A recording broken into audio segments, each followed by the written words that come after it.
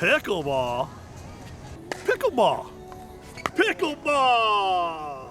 Hey everyone, welcome back to season 4 of the What Do We Do podcast. On today's show, I'm joined by one of the top pickleball entrepreneurs in the game today, Thomas Shields. Thomas is here to break down the sport of pickleball, the business of pickleball, and where pickleball's going next. It's gonna be a great show, so let's go.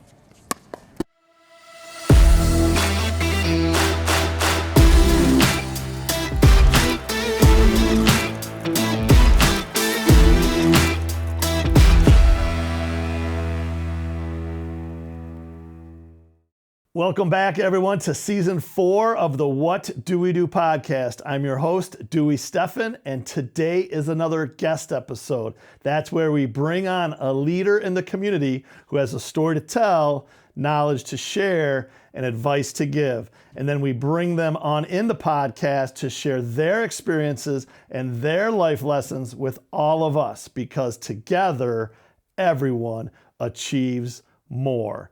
And today's guest is the hottest guy in the hottest sport in America right now, Thomas Shields. Thomas, great to see you. It's good to be here. That was good. I think you nailed it. The hottest guy in the hottest sport. No pressure. Yeah. It's great to have you on. Thanks for being here. Yeah, I'm going to start right here, right now, okay? And the question that I'm going to start with is, you're one of the top pickleball entrepreneurs in the country right now. So let's just tell everyone what it is you have and why is it so valuable. Yeah, so the premise, or I would say what we started with is a newsletter. So weekly newsletter, now we're 3 times per week. It's free. Tips, strategy, the latest news and headlines, and that's kind of how we started. From there, we branched into a second newsletter. And so between the two, we have 150,000 or more readers. And then we have a main website, which is kind of like a news site, sort of like the front page of pickleball. And we have 2 podcasts hosted by top pros in the game, and then the biggest social media presence in the sport. And this has all taken 10, 15 years to evolve, right? It's been a slow, tedious process. Am I right? No, so we got lucky. I think we timed it right. My family happened to become obsessed with pickleball, which is this weird thing nobody knew about 2 years ago, and I knew I wanted to start a side hustle. I chose pickleball because it was proximate and relevant to me at the time, and sure enough, probably within a few months, we realized that something was really happening here. Fast forward to today, we've got Kevin Durant, Tom Brady, Magnus Carlsen, and every other big celebrity getting involved in the sport. So what's happening is pretty insane, and we're just trying to ride the wave. And the company, or the name that kind of started it all for you, was the Dink, right? Is that kind of the overarching, center of it all? Or is that just the beginning of it and, kind of lay out all of those different things, the podcast, the newsletters, the blog? And then the question I'll ask ultimately is, is it like a bar stool? And is it ultimately, okay, there you go. Yeah, that's a good comparison. We're less like the ESPN of pickleball and more like the Barstool of pickleball. But yeah, the Dink was the original name, and the Dink is essentially a short shot that happens at the net. It's pretty pivotal. I mean, you need to be good at dinking, and it's kind of like a patience game in order to be good at pickleball. So it's sort of like a slang term from the sport. But now our umbrella company is Upswing Sports, and then we have the Dink and kind of these other ventures underneath it as well. Gotcha. So the Dink is important to keep the Dink in the kitchen. Is that right? Yeah, exactly. Right. Yeah. Okay. So why do they call that the kitchen? I'm going to jump around in terms of the that is a sport slang of term. pickleball. I'm not sure the root of that one, but it's also called the non-volley zone, which is a little more descriptive, can kind of help people wrap their head around it. But slang is the kitchen. Got it. Okay. And so with the Dink being kind of like the bar stool, if you will, is the entire Upswing Sports, or the entire empire that you're, building one piece at a time, is that going to be more like, Gary V and his, media network, or is there comparisons there? I think originally the idea was we were going to replicate the Dink model in other emerging sports. Now we're using the Dink as kind of like an investment vehicle to go take minority positions in other ventures within the sport, and hopefully eventually outside of it. So the other two that we're really involved with right now, one is an app for court scheduling, organizing play, helping coaches better transact, finding courts, and kind of has like a Strava component. So we want that to be not only for pickleball, but also for tennis, and then padel. I don't know if you know anything about padel. Some people call it paddle. But that's kind of doing what pickleball is doing in America, but across the country and in Europe and South America. And they just launched the Pro Padel League, so it's kind of taking off in the US now. And then beyond, and that's called Bounce, right? So we're raising money for that right now. Hopefully by the time this airs, we've closed that round. We're about 80% of the way there. And then the other is an apparel brand that will start in pickleball, but we hope to kind of grow outside of that once we have some traction within the sport. And there's a handful of other things that we're involved in as well. We're doing virtual leagues, we're doing physical events, and then of course just trying to continue to build the Dink, make it the best media property within pickleball, kind of like the voice of pickleball, if you will. Right on. And in a lot of ways, you're already there, right? So on Yeah, this sure. podcast, a lot of times we say we're here, but we're just getting started. So Yeah. with all you've done, it sounds like a lot, but I think you're just getting started. Yeah, I would say we definitely are. That's why we have a lot of irons in the fire. We're trying to do all these different things right now. I think the Dink is a nice lifestyle business, but media can only scale so much unless you leave that niche that you're in, and we're very niche right now, despite the sport's growth. So we need to do some things outside of pickleball media in order to make this a real big business. Right now, it's a nice business. I want to build something that's substantial. That's awesome. So I'm going to try to break the podcast today into three main components. One is the sport of pickleball. Mm-hmm. The second would be the business of pickleball, which you just touched on a little bit already. And then the third will be just kind of you as an entrepreneur, where you started and where you are now, but where you're going. And that'll talk about those other sports, paddle, padel, tomato, tomato. Yeah. Right? Yeah, so with that, let's talk about pickleball. From my research, it started back in 1965. Yep. But maybe just only 2 years ago, there might have been only, 2, 3, 4 million people playing it. Mm-hmm. Now it's gone exponential. Mm-hmm. So maybe I'll let you give the history and kind of this, why is it the fastest growing sport in America? Yeah, depends on who you ask. I think it's just because it's very accessible. It's very easy to pick up. The learning curve is very short. And it's cheap. It's cheap to play. I mean, you can go get everything you need for $100 on Amazon. And then also the infrastructure, right? So any old tennis court, any basketball court, any hard surface could be easily converted into a pickleball court. Lots of people are playing in backyards or driveways or even in the street. So all of those things just make it a very accessible and easy sport to pick up. Also, it's insanely addicting.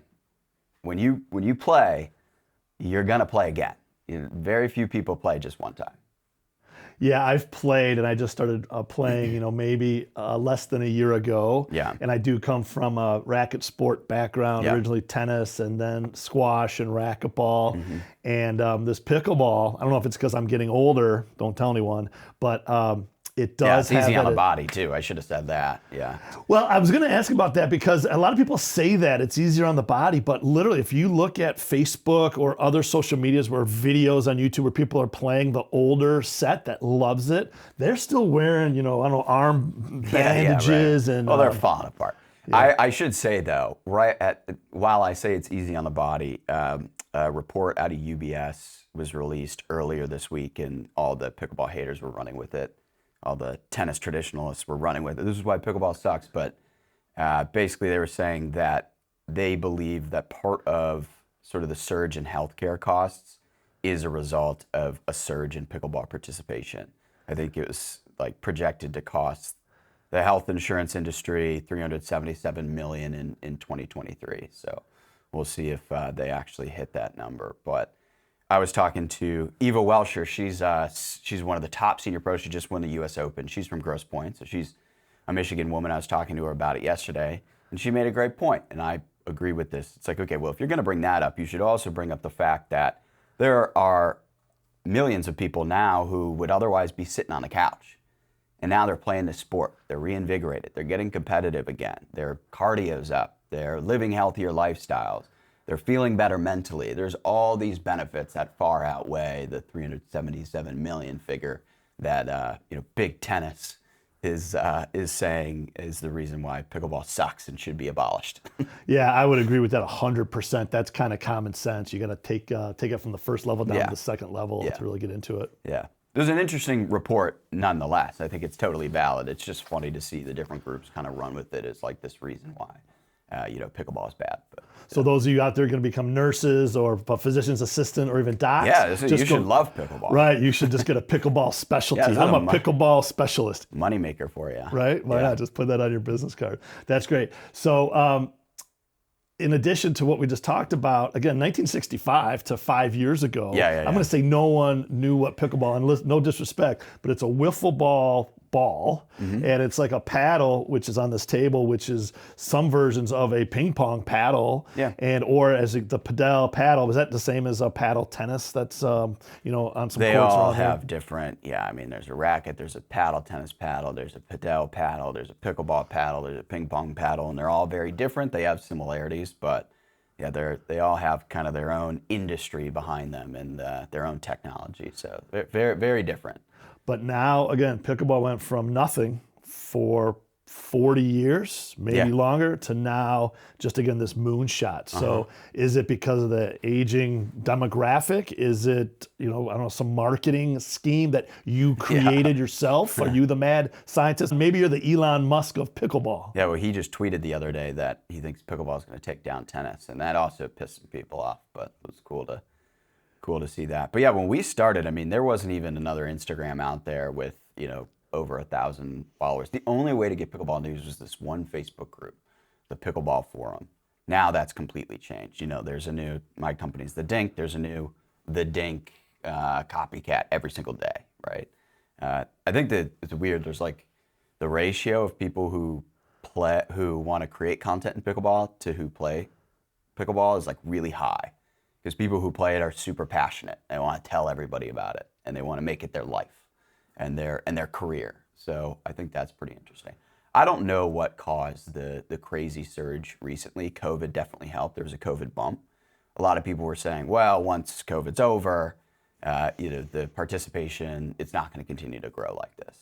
They were wrong.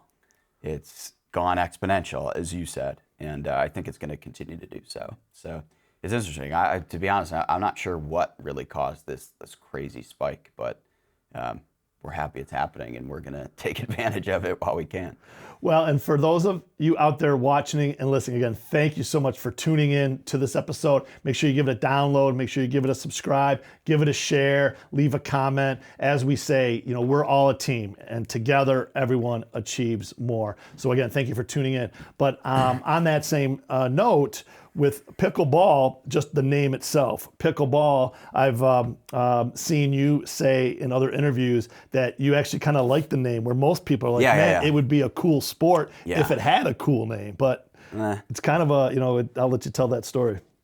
No, I mean, pickleball, it's tough to take something called pickleball seriously, right? Like, I understand the criticisms. I understand why, from the outside looking in, it looks like this goofy sport. And it will be that until you play it, and then you'll understand it. I think the name lends to memory. You remember the name pickleball, it sticks in your mind, and it makes people say when you hear it, you go, wait, what? Right? And I think that actually gives an advantage to pickleball. It is so unique. It kind of stays in people's minds. So while it's a quirky name, I think it actually is a good thing for the sport. So. And I've come around on that. We used to always speculate, like, what would be a better name for pickleball? Let's change this name. But now I'm like, no, this is perfect. Yeah. And people who haven't played, I encourage you to go out there and give it a try. Yeah. And you probably will be addicted to it as well. Mm-hmm. But at least you'll get your heart rate up, and you'll have an experience that you really haven't had before with any other racket sport. If you're looking for like good exercise where it feels like you're not doing a lot of exercise, I used to always have a whoop on when I would play, and the stopping motions in pickleball really jacks your heart rate up. So it's great for your HRV, and it's great for cardio, and it doesn't feel like you're doing a lot of work, but from a cardiovascular perspective, you are doing a lot of work. So if you're a whoop person, you'll see your your burn or your strain will be really, really high when you play pickleball. It's great for you. Yeah, healthy and happy. Get after it. Yeah. I've noticed since I've picked it up that I want to play more and do more. And there's, gyms out there like Lifetime Fitness. Every community seems to be putting some pickleball courts out there. But it really seems like everyone tells me the same thing. The courts are always full. Yes, you can jump into a game, but you got to wait. It's almost like pickup basketball, but with, right. 10x the number of people that are trying to get into it. So it seems like that's almost, a cog in the wheel or, a challenge, because maybe some people will actually get turned off, or maybe that's the supply and demand. And, maybe that's, again, as the Elon Musk of pickleball, maybe that's your whole plan. Yeah, no, there's definitely a shortage of courts right now, but there's also a ton of money flooding into these different ventures that are trying to build the infrastructure. Some are just building new facilities from the ground up. Some are like this Chicken and Pickle, which is a restaurant and pickleball. There's a couple companies that are attempting to turn dormant retail space, specifically within malls, into pickleball courts. The mall is like that because it's bringing foot traffic into the mall. It hopefully goes to the rest of the stores. And there's all sorts of other companies that are trying to figure out ways to either build or convert old space into pickleball courts. All right, we're going to get down that road. That's the business of pickleball, and I'm so fired up. But we're going to stay to the sport for another minute and get to the pro level. Like you said, there's a pro tour. Maybe there's two. There's a lot of stuff going on with the woman from Grosse Pointe. But talk about the sport of pickleball at the highest level. We started at the novice level. Let's get up to the pro tour. Yeah, so there's two tours. There's the APP and the PPA. I'm going to throw a lot of acronyms at you, so get ready. So there's the APP and the PPA. The PPA is like the premier tour, but the APP is still really great, brings in a lot of great talent and great pros. People love to watch that. And then there's Major League Pickleball, which has really been in the headlines because you've got Durant, Brady, you've got European soccer stars like Mesut Ozil, you've got tennis stars like Nick Kyrgios, you've got the best chess player ever, Magnus Carlsen. You've got celebrities, Verlander and Kate Upton. You name the person, they're probably invested in Major League Pickleball. They auction off teams. They're going into their third season now. The draft is going to be actually in Central Park in New York. In a couple weeks, we'll be there. And that, I think, is really interesting because it's sort of like this team format. It creates camaraderie, animosity, which is good, and brings the energy. It makes a really great TV product. But I do think like the pro game has a long way to go. There's still a question mark on whether it'll be a true spectator sport. The participation is going to continue to skyrocket. So I think if you want to build a business, a surefire business in pickleball, you should go for the casual player, and the participation, probably real estate, building courts.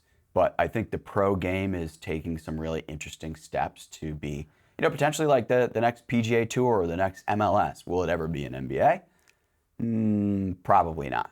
But there's some really interesting things happening there. The problem is like a lot of these top pros, they still need to teach clinics and they need to coach and they do these other things to kind of supplement their income.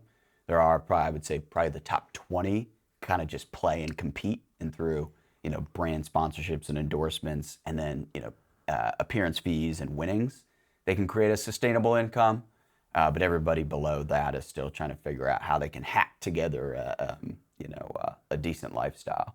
But that's changing, and every year it's taking big steps forward. So, do they have an age demographic? Again, we talked about it's a sport for all the ages, but are these pros? Are they younger and fit athletes? Again, it makes sense that they come probably from the tennis background. Yeah, it's evolving. It's evolving. They're getting more athletic. They're getting younger. I would say that we just had James Blake on our podcast earlier this week. He was a top U.S. men's tennis player. Now he's an investor in Major League Pickleball, and the whole conversation was kind of tennis versus pickleball, what that means. And one of the conversations was like, so if you are a top tennis player, you could probably convert to pickleball and be pretty good right away. You can be really good in singles right away, but everybody cares about doubles. That's the real product. And that has a ton of nuance, like the dinks and, not going in the kitchen and being very strategic. And it's a very cerebral sport at the highest level. But there's still an advantage to being young, being a true athlete. And the two top players, so the top woman right now, she's 16. She just got her driver's license. And she is an absolute phenom. And then her counterpart, Ben John, and that's Annalie Waters, her counterpart, Ben Johns, is, I believe, 24.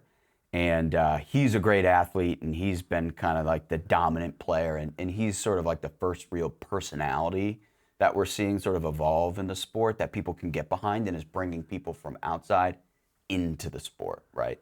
You kind of need that Tiger Woods who has a compelling story, who people like, and who brings people into the sport with him as he sort of rises to greatness. But I think we still have a long way to go on the player development side. I think if you are like a good tennis player, you know, maybe you played college and now you're trying to go pro, but you can't crack the top 200, it's starting to look a little more interesting and a little more attractive to go play pro pickleball. Because your upside, the chances that you're going to be a great player in pickleball and benefit from all these endorsements, that's starting to look a little more plausible, I think. And each year it changes and gets better. So I think we'll see more and more development. You know, that makes a lot of sense, especially I've seen it here locally, that again, there's not that many pickleball lessons that you can take, or that many pickleball pros that can teach. So maybe that I liken it to a touring professional in golf versus your local country club professional. And you could probably make if you're good enough at pickleball to just know how to give lessons, for sure, you could probably just make a bunch of ton buddies of money, doing that right now. Yeah. So whether you're young or old, you can go make that your side hustle, and for sure, right, make it a full-time hustle down the road. Yeah. When I watch the pro or just high-level pickleball, I like it when they're all four at the net, and they aren't necessarily doing dinks. They're doing the fast fire fights. The fast fires, and they're all got the reflexes, and they're going. So in terms of, you mentioned, you know, as a spectator sport, I don't know if I could watch that for an hour. It's almost like the quick, I love that, and then swipe into the next, you know, rally or whatever. So the staying power of watching, maybe again, that's like golf. I don't know, maybe you have to be a really diehard fan. Part of it is you need to play and understand what the hell you're even looking at, right? Those dinks become a lot more interesting when you understand what they're doing, because you've played. It's like golf. When you get out there, you understand what it means to hit it from 150 out right next to the pin. But you don't really get how difficult that really is until you've gone out there and shanked a bunch left and right, and really started to respect and appreciate the level of skill that requires. So better storytelling, and then just getting more people playing, I think, can solve for that to a degree. Still need to figure out the camera angles and stuff like that. And I would say the cameras do not do it justice. Those quick firefights at the net, you don't understand how fast that ball and the hand speed these players have. It's insane. And I don't know, we got to figure out a way to help people really understand that and appreciate that. So. I think from where it's come from 5 years ago to 2 years ago to now, I think you and the entire world of pickleball is on the right track, because you're getting there fast and furious. In addition to those, you know, fast firefights, there's also, you know, maybe statistics. Like, so besides just their talent, there's like no stats in pickleball. It's tough, right? You got like the sabermetrics in baseball, and there's all these amazing stats coming out of basketball now, like player efficiency and stuff. We need more of that in pickleball. Even like tennis, like for, you know, first serves in, or, you know, winners at the net or whatever, right? Yeah. There's only a handful of people even doing stats. I mean, like, it's tough to even, as somebody in media who needs to be reporting on this stuff, it's very difficult to find like compelling statistics that can help tell a story. But again, there's different groups going after that and solving for that. And, you know, there's all these things that need to improve, and there's different groups attacking these different components. And so it improves incrementally in all these different areas each year. And so I think in 2 years, the game's going to be way different as far as, you know, how we can really tell the story and make people understand what's actually happening out there on the court and why they should be tuning in every week. Yeah, that's awesome. And for those, again, who haven't played or aren't that familiar, there is singles pickleball, but the main driving, I think, league or play is the doubles. And then it can be men and men or mixed. I've done mostly just mixed. And is there, you know, one that seems to stand out over the other? Especially, again, I've seen at the pro level, genders playing genders, and I've seen the mixed, and again, I don't know, it's just all awesome, but is there something that's, kind of leading the way? Yeah, men's and women's doubles, they're the most interesting to watch. And unlike most sports, people really appreciate the women's doubles more and the women's game generally. In fact, the way the women play is a little bit different. They stand further from the net. They leave a little bit more room, so they have better reaction time. And that means that those points are more likely to end in those firefights and quick hands battles and more just like exciting highlights. So a lot of people really, really like to watch women's doubles. It's pretty much at parity with men's doubles.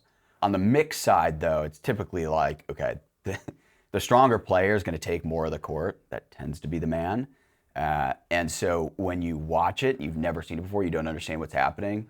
Like in social media, people are like, that's sexist. Like that guy should stay on his side of the court. And it's like, well, you don't understand the strategy, right? The woman will get mad at the men's player if he's not coming over and taking shots, right? So there's roles to be played. And again, that's another one of those things that like you really don't truly appreciate until you've played some mixed doubles at a competitive level. Well, on that note, that's a great segue. We were introduced by Kim Mattis. Yeah. And she and I were playing mixed doubles at the club that we belong at. And through all of this, she knew I had a podcast and said, that you'd be great to have on because of all of this. And same thing, she's always like, why is everyone picking on me? And then, yeah. But when she has her firefight back, it is kind of the interesting dynamic of the woman player versus the man player. And that's kind of back to golf, where the women's game of golf, they always talk about their smooth swing, and they're always just, again, they're approaching the way they play different than how the men play golf. And so I've seen 4 women play pickleball at our local club, and it's almost more fun to watch than the men, because the men just want to grip it and rip it. And some of them that are more advanced know about the dink, but the women, everything they do is strategic. Yeah, definitely. There's a little more chess happening typically it's the right side, right? So you have, on the left side, you have a right-handed player, forehand in the middle, because typically it's 2 righties, and the women's right hand is sort of out of bounds, and they kind of play their corner, and they know how to play that corner really well. And there's kind of like more of a chess component to that role, and people I don't think realize that yet, but they will. Yeah, we'll wrap up the sport of pickleball, but how about anything else with it being the sport, not the business, but the sport side that we should share with anybody watching or listening today? No, I think we did a pretty good job of covering it, actually. Yeah. That's pickleball, the sport, A to Z, real quick. All right, let's go to the business of pickleball. So again, the fastest growing sport in America, I think 65 million players, something like that. But let's talk about the economics. Is there a number that you or UBS has put on the entire market of pickleball, and how's that growing, and where are we going with that? Yeah, I think it was the big goal that sort of the pickleball enthusiasts would repeat over and over again was 40 million players by 2030. We blew through that. And now the big question is, okay, well, what's actually a feasible number? Like, how many people in the US will actually be regular pickleball players? I mean, the numbers suggest it's going to be like 1/3 of the country is going to be regularly playing pickleball. That I don't think we've seen in any other sport. And pickleball can be played at the youth level and at the senior level, and they can play regularly. They can play hours on end. What other activity can people 60 plus, 70 plus play for 3 hours at a time? I don't know. I don't know that there is one. And so it has that unique quality to it. And we haven't even gotten the youth to start playing. There's more colleges playing now. My little brother plays for the Michigan club pickleball team. And he was a lacrosse player, right? He's one of those guys who would scoff at pickleball before. Like, this is such a goofy sport. I'm not playing that. I'm a lax player. Now he's on the club team at Michigan. There's more of these club teams popping up. There's a company that's trying to build like the College World Series, right? So once it's totally lopsided. It was an older demo sport, and it slowly trickled down. Now I'm 30. Everybody my age is starting to play and pick it up and get really into it. Now we need the youth to get into it. And if we kind of have all 3 of those segments playing, the participation is just going to be unlike anything we've ever seen. So So with the participation, and we get that, we have youth soccer, which has taken over the country for decades, but then it people hasn't- stop playing. Right, doesn't have the same cachet. We have MLS certainly, but Right, and nobody cares. Nobody cares. wants to watch it. But the MLS is doing. I mean, those teams now are hundreds of $1 million a franchise. So that's completely changing. We got Messi coming in and playing for Miami now. So, if pickleball can get to what the MLS is, I mean, that'll be a huge success from the pro standpoint. But the participation, like you don't see that drop off as you get older. In fact, you see an escalation as people get older. More people play, and so yeah, like youth baseball. I played baseball growing up. I don't watch baseball. I'm not gonna go play a pickup baseball game right now, right? So pickleball has that staying power. With the youth, though, would they, psychologically say, I'll get to pickleball later? Yes, it's younger, but that's what my grandma play. Yeah. I'm going to play padel, or I'm going to play, I don't know, lacrosse. Right now, for yeah. now. But I think that perception is changing, and I think it'll continue to change. It's such a social game too. Like you don't have to go out and just like compete or get a workout in. You go out with some beers, you go do a social event, right? And it's great for guys and girls to kind of play together and mix. And so there's this whole like social component where you're making friends and you're having fun, you're having some drinks, you got music out there. And so I think that's really interesting. I mean, there's companies built on just doing these social events, and it's like a mixer more than it is like going to play a sport. Well, we're going to talk about the business, and so I think there's probably different revenue silos or different, subcomponents of it on the business side. But let's start with what you just said. Our club is looking at, again, getting more capacity, and so we found, maybe down in Florida, maybe they're in the Texas market as well, but companies that are very similar to Topgolf, where they basically, the whole pickleball court folds up into the back of a truck or a camper of some sort, and they can drive around, then they can pop it up, and you can have a bar, and you can have a whole social business. Yep. So those are like franchises you can even get into, right? But so maybe let's talk about that part of the revenue of pickleball in terms of, again, playing it as a social interaction, and then we can get into some of the deeper dive. Yeah, well, I talked about, so there's this company called Pickle Mall, right? It's pretty, not a very creative name. But basically, they're going in there. If Nordstrom was in a mall and it shut down, I think Nordstrom's doing all right. But some business is not doing that great. Shuts down. They go in there and they turn that into pickleball courts. There's all sorts of businesses going after sort of the Topgolf of pickleball. I mentioned Chicken and Pickle. There's others that are doing sort of the franchise model. They've raised millions and millions of dollars. There's a few groups, many of them are friends of mine, and I think they can all coexist. I do think there's a little bit of saturation right now as far as like how many different groups are going after that. There's definitely going to be some losers, but I think if you pick the markets strategically, there's room for a lot of these businesses to really thrive, and so we're seeing more and more of that. So do you think that would be like on the franchise side, or you have to be a developer and you have to kind of just own everything outright, or again, it's that concept? So like the Pickler just raised, I think, like $25 million, and they own and operate all their clubs. There's another business, it's called Ace Pickleball Club, and they're doing the franchise model, right? So they're going out and they're recruiting franchise owners in their different markets. We had a call to do it here in Michigan. We were entertaining it. My cousin took a call. He was thinking about doing one in Chicago. So there's both. And one of the things people don't realize, one of the majority investor in Topgolf just bought the Pro Pickleball Association. Right. So there's that tie-in too. And even he's looking at pickleball. Like he's got the formula, he's got the playbook, he's got the company, but he's in the know, right? Because he's in the pickleball world, and he sees all these different groups going. He's like, I'm not touching it. There's too many people going after this right now. So I think that's really, really interesting to see. I mean, I've seen 20 plus decks on different groups trying to build pickleball facilities around the country. So I think there's going to be a lot of successful businesses, and there's going to be some losers. You just got to pick your markets, right? Or if you are going to go into a big market, you got to be the first one there.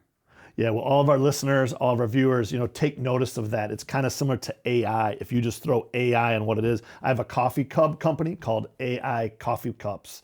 You might get some people that just want to invest in it because the term AI. I've got a pickleball company called. Yeah, if you got a pickleball AI company, you raise $100 million. You don't even have to tell them what you're going to do. Just build a deck and make it pretty, and there you go. Yeah, exactly. But back to the business of pickleball. The gold rush, 100+ years ago, great grandpa talked about it, but maybe pickleball is the same thing. And so with the gold rush, it wasn't the person who actually panned for the gold and grabbed the nugget who sold the pickaxes, right? The picks and the axes. So maybe it's the $100 you called it pickleball kit. Yeah, the picks and axes or the pickaxes. I don't know. That's right. One of us is right. Right. But it seems like, again, the whole world of pickleball can just be based off of that from a business perspective, right? Yeah. There's a bunch of really great groups going after the retail side, equipment manufacturers, or just being like the total golf of pickleball, right? My uncle runs a business that's in tennis wholesale, and so he has relationships with clubs around the countries with, Head, Wilson, a lot of these tennis companies that are now coming into pickleball. He spun up a retail shop. It's called Frometh Pickleball. There's Pickleball Central. And so there's all sorts of plays on like the equipment side, and a lot of great groups going after that. Then the facility side, I think the apparel side has not really been tapped into, at least not in an impressive way yet. Like there's no apparel brand out there that like represents the pickleballer. Like even me, as somebody who plays pickleball, like there isn't a brand that I go to buy like my gear to wear when I go play or compete, right? So I think there's an opportunity there. We're working with a group and helping them raise money. We're going to take a small position in that company. I think is going to do it really well. And then even like footwear. There's no like dominant pickleball shoe yet. But there are a lot of groups going after being the ball, the paddle, and I think. There's like a new one of those companies every single day, and they all reach out to us because they want to advertise. So I think there's going to be a lot of losers in that space, but there's going to be a few emerge and are going to become, like the Easton of pickleball. So yeah, I think I was talking to you on the phone, and I said that there's a company, and I have a kind of a moniker or a phrase that I say all the time, Booyah. And there is actually Booyah Pickleball. And I say Booyah, or I spell Booyah with 2 O's and 2 A's. So Booyaah, and the normal way is just got 1 A. But so as soon as someone saw that on Instagram, they sent me to that page to follow, because Booyah Pickleball. But yeah, they have everything from hoodies that say just the name Pickleball. It's just Booyah Pickleball. Again, it could be Thomas Pickleball, right? But the paddles are anywhere from, $20 to $220. Yeah, they're getting up there. With the apparel, I noticed, going to the local athletic store, the shoes that you mentioned, and then the eyewear, the glassware. Eyewear. So that just seems like maybe because a lot of it's outside, maybe it's in the south in the winter for the snowbirds. Yep. But again, it just seems like from all of the retail apparel and equipment, it just seems like you could just go on and on and on and on forever. Yeah, and then I think the other way to really make money in this sport, I think, would be tech, having the right app, having there's not enough courts. It's tough to schedule a game. It's tough to find courts. If you do find courts, you want to know, are they permanent nets? Are they temporary nets? That's a big deal. Are they permanent lines, or are they taped down lines on a tennis court, right? Okay, if you do find that good court, most likely there's a long line, right? So how do you know they're going to be open when you go over there to play? How can you ensure that you have, your window to play? You want to be able to schedule that, right?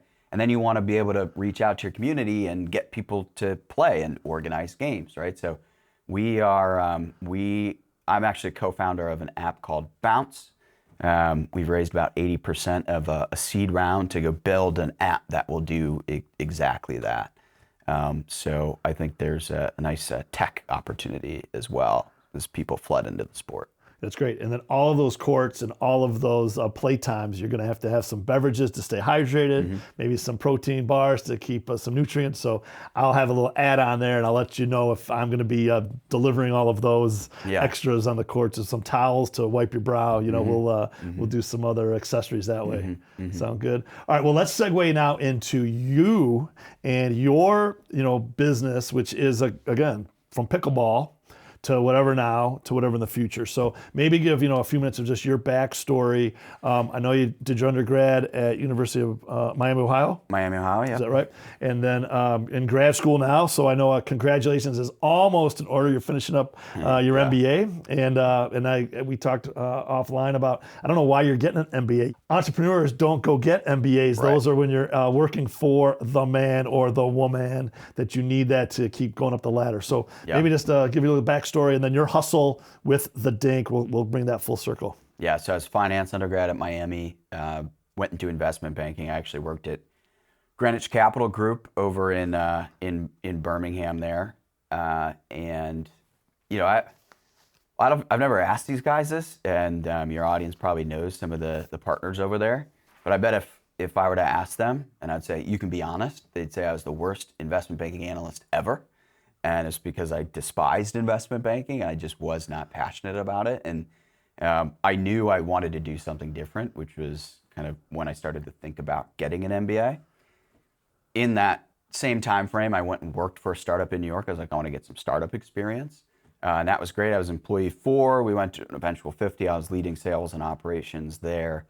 But still thinking, okay, I want to go do my own thing, or I want to take that next step. I think an MBA makes sense. I come from a family where there's a lot of MBAs and they encourage that. And so, started taking the GMAT, doing all that studying, applying to programs, and around the same time. So I took the GMAT for the last time, and a week later, I wrote the first issue of the Dink newsletter. So had that timing just been a little bit different, I think if the Dink had gotten a little bit of traction, I would have said, all right, I'm not going the MBA route. But the Dink was still kind of like this side hustle. I was trying to figure out what it was going to be when I enrolled at the University of Texas, their MBA program. Now, since the business has really taken off, I spend way more time on the business, obviously. And I'm looking forward to getting some of that time back when I do graduate. I think if I could do it over, I would not have gotten my MBA. But we're at a point where we're gonna see it through. So, well, and I think that's important. And then again, for all of our listeners and all of our viewers out there, we've had other guests on the show that came from nothing and built multi-billion-dollar empires, and they all have said the same thing, which is the one skill that they're glad that they have, or if they don't have it, they wish they had, was to be able to read their P&Ls, understand the balance sheets, the books, if you will. Yeah. And so by having the MBA, that's gonna obviously serve you well. You didn't have to finish it, but taking things to the next level where you're talking about fundraising or doing joint ventures and partnerships, that's stuff you're not going to learn probably any other way unless you're interning for someone who's got it going. Yeah.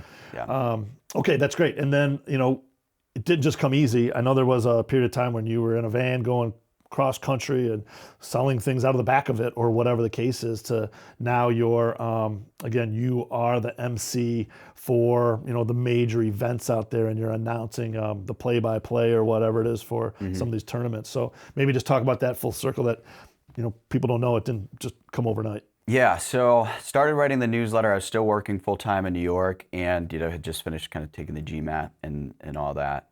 At the time, there was no pickleball news, pickleball media, pickleball content. So very quickly we were able to make a name for ourselves just by putting good content out there that told the story of pickleball. So we got traction pretty quickly. And I mentioned my uncle. He comes from the tennis wholesale side. I had built this pickleball brand.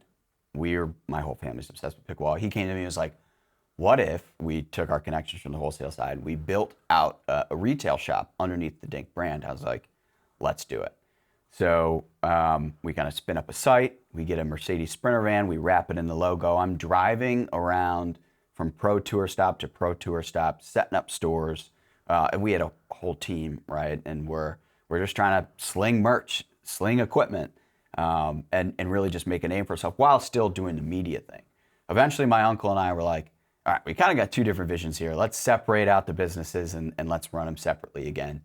And so at that point, it was like, okay, now it's sink or swim time, right? Now we got to really make a real business just around the media side here. And part of that was doing affiliate sales for retailers like my uncle. So we still work together all the time, but then just building that audience. And so yeah, I think of the Dink as a publication first and foremost, but we now have all these other channels that we operate that bring in revenue for us as well. But yeah, I think because nobody else was feeding the pickleball community information and content about the thing that they loved so much, we were really scratching an itch and able to get traction quickly and continue to just capitalize on that and grow and foster that audience. And so now I look at the Dink as like a vehicle to go do other things, right? We can lend our brand power to an apparel brand, to an app, to an events company. And we can take a minority position in those companies. And so we kind of build a portfolio of majority and minority investments within this fast-growing sport. And that's kind of how I think about the Dink today. It's this, and it's upswing sports. The Dink is underneath that, and there's all these kind of sister and brother companies to that. So It's awesome. And then again, with the Dink and now having 150,000 plus subscribers with the Twos newsletters and the blog you talked about and all the social media, that doesn't happen overnight as well. And so you can't just go, I mean, you can, but you'll get shut down. You can't just go buy subscribers, that we all know about how that'll probably not work out for you. But you can do it organically. But I think the way that you did, if you might share that story with our audience about how you thought outside the box and were very strategic. And again, put a lot of effort and a lot of work in to get to where you had your first 1,000 subscribers or followers. And that was important, right? Yeah, the first 1,000 subscribers was, we really just hacked the process, thought outside of the box. Again, I mentioned that pickleballers really got their information from Facebook. So we had an advantage in that they all sort of collected themselves in these in this one Facebook group. The Pickleball Forum. The Pickleball Forum. And we work with them now. They're a good partner of ours. I mean, one of the things I did very early was I went into that group, and anybody who was active in that group, I would friend request them. And I sent thousands of friend requests. Once you're friends with somebody, you can invite them into a private group, you can invite them to like a page, and you can send them a message that they will see. So we were sending thousands of friend requests so that we could build our page, build our group, and we could DM them and say, hey, listen, we've got this great newsletter, speaks directly to what you're interested in. You should sign up. And it was a really manual, high volume process to do that. It was working, so we went and hired some freelancers, I think on like Fiverr or Upwork or one of those, and they were basically doing that job for me behind the account, where they were just sending thousands and thousands of messages to kind of get that first foundation of subscribers. Once you have a foundation, there's all sorts of things you can do to incentivize that audience to grow it for you. And then we started to monetize it. So we had some capital we could spend on social ads, and we could give rewards to people who are helping grow the newsletter, give them pickleball paddles if you get to you recruit X subscribers, right? And there's all sorts of other things, and we could go down quite the rabbit hole. The newsletter industry, I don't think people realize how big it is and how much money is there. But if you could just get people reading an email, you can have a pretty nice business. But you don't want to have anybody in your subscriber list that isn't opening and actively engaging with the newsletter. So there is churn, and you have to overcome that churn, right? So even if the audience is organically growing itself, you're also having people drop off. They just don't want to read the newsletter anymore. So you have to find other ways to grow it so that you can stay ahead of the curve and you can kind of outpace that churn. And also you just want to make sure that you're not bugging people, right? I want my audience to enjoy what we're sending them. And so, while we have 150,000 readers now, we've probably had 300,000 or more over the lifetime, right? We hope some of those people will come back. And again, you want them to be engaged. You really want them to be there. We're not going to talk about it today, but when we, with my team, we talk about where we're at and where we're going. We discuss that early days of social media, if you had the content, then people would find it. They Google searched or what it is. Now it's the other way where you have to have the community, maybe the subscribers, the followers, the listeners, and then once you have them, then you can put in good content. But if you have really great content right now, but you don't have an audience, no one's going to hear this amazing story or see this amazing thing. So, and that we think's changed from 5 years ago, where things are evolving. So again, we won't go down that rabbit hole. I'm going to pivot one time, and I'm going to pivot again right before the end. But a new segment that we're coming up with here for season 4 of the podcast is what we call high-low. So real quick, as it relates to your business and starting the Dink to where it is now, give us a high point and give us a low point, whether it's for you personally or the business, but a high point of the business and a low point of the business. Okay. Good question. I'd say we could start with the low points, which are, I think I have, one a day at this point.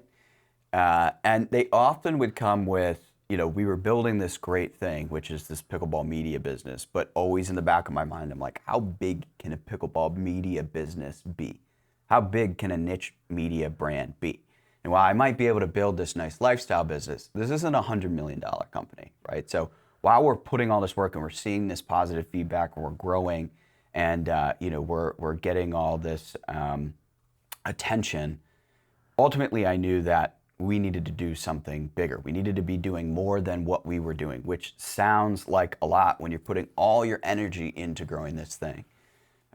So that is a constant stressor. It is to this day.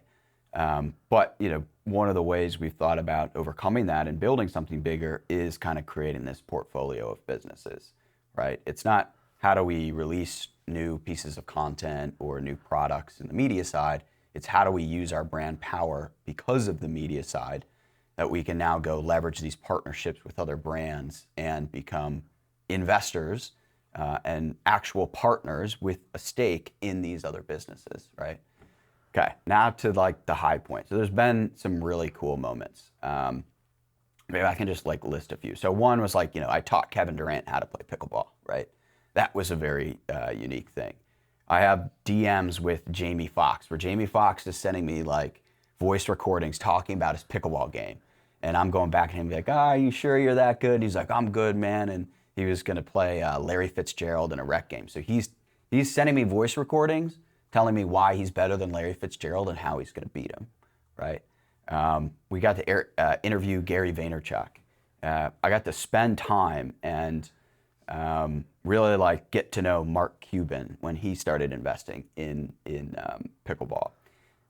We were invited to host I hosted with my podcast co-host the live draft show for Major League Pickleball live from Arthur Ashe Stadium in New York, a historic tennis stadium. In 2 weeks, we're going to do a live podcast and show for Major League Pickleball's draft from Central Park in Manhattan, which is going to be really cool. So these are all these moments where you get into it and you're just like, man, I had no idea when I started writing this like newsletter, where I didn't know what the hell I was doing at the time, that I would be sitting here today or hanging out with Kevin Durant, talking to Mark Cuban, hosting live shows. So there's been a lot of really cool moments like that.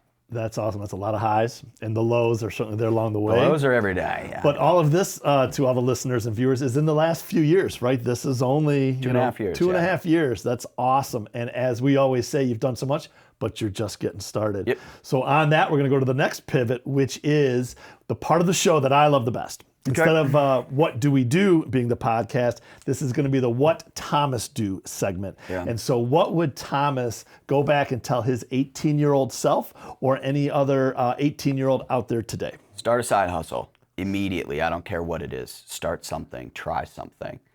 If you have even a slight entrepreneurial itch, go scratch it and just see what happens. Worst case scenario, you got something great for your resume. My little brother's I mentioned him. He is going to be a junior at Michigan, and I'm just trying to brainwash him. Go Blue. Yeah, go Blue. I'm trying to brainwash him and make him go after his own entrepreneurial thing. He's smart enough. I'm a believer that if you're a decent level of intelligence, if you just find that right thing for you, you could build something successful. I mean, you don't have to be a genius, right? I was never somebody that got great grades. I was the worst investment banker of all time. And, I was able to figure something out, and I think most people can. So if I were to go back, I would be like, hey, listen, just try something. See if you can sell something online. See if you can start a service business. Go start cutting lawns or something like that.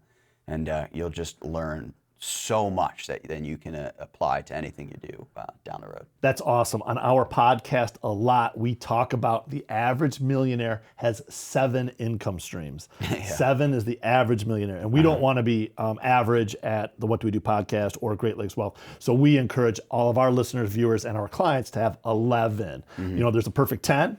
One better than a perfect 10 is a perfect 11. Yeah. So go get 11 income streams, and a lot of those would be passive, and we'll talk about that some other time. But again, a side hustle is another stream of income. So absolutely, whether you're working on Wall Street or Main Street, find yourself a hustle, then get a side hustle, and then go find a few more hustles after that. Yeah. Great. Well, we're getting close to wrapping up the show, Thomas. It's been awesome. But tell us in a few minutes, what's next? You mentioned padel, in terms of sports and activities with Upswing or just you in general, what's next after you graduate next spring with your MBA? Yeah, so I think I mentioned most of them, right? We're raising money for 2 ventures right now. One is the apparel, another is the app. So I hope to have those kind of in full swing by the time this airs. We are launching virtual leagues across the country. We're doing a run of physical events, so just pickleball tournaments. And so we've got like a lot of different things going on right now. And we're trying to just continue to build the Dink and build that audience and continue to separate ourselves as sort of the voice of the fastest growing sport in the world. So, well, you got a lot going on, and as we said before, you're just getting started. Right. Anything else you want to share with our audience that you've got cooking? Anything else you want to share before we head out and call it a day? No, I don't think so. This has been great. All right. Well, awesome. Well, thanks, Thomas, for being here. Appreciate you. Thanks for having me. And to all of our listeners and viewers out there, as I always say, live your best life. Be radically generous. A great big booyah to ya. And this is season 4 with Thomas Shields, but we're just getting started. The opinions expressed in this program are for general information purposes only and are not intended to provide specific advice or recommendations for any individual or any specific security.